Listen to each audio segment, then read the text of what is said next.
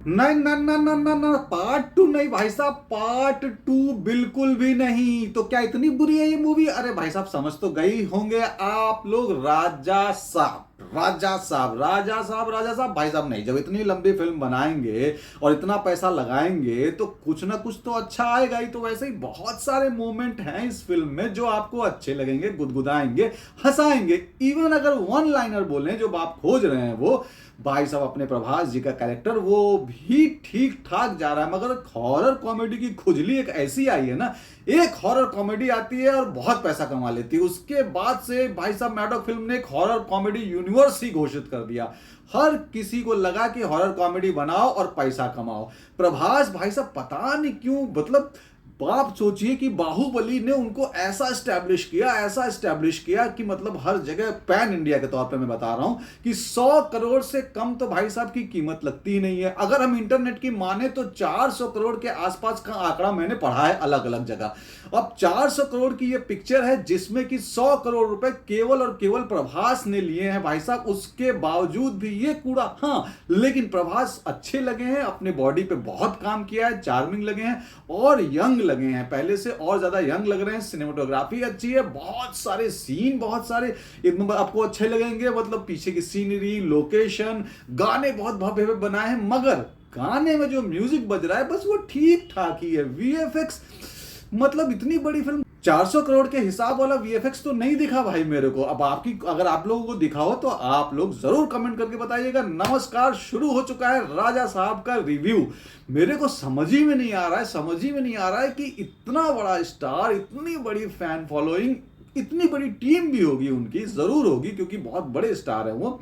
उसके बावजूद भी टीम में एक बंदा नहीं है जो उनको सही स्टोरी बता पा रहा हो, सही स्क्रीन प्ले बता पा रहा हो, या फिर लोग पैसा ही इतना फेंक दे रहे हैं। जाहिर सी बात है, पैसा ही इतना फेंक दे रहे हैं। जब आपको 100 करोड़ रुपया उड़ेल दिया जाए लाके बोरे में से, पैसा, स्टोरी ये पैसा, स्क्रीन प्ले ये पैसा, अरे भाई साहब कुछ तो बताओ ये पैसा, तो फिर आदमी बोलेगा कैसा, फिर तो कर ही लेगा ना। तो बस मेरे को लग रहा है प्रभास के साथ साजिश हो रही है भाई साहब, उनके साथ कॉन्स्पिरेसी हो रही है। प्रभास सर आप बिल्कुल इस चीज को समझिए और प्लीज स्क्रीन प्ले, स्टोरी पे बहुत ज्यादा ध्यान दीजिए।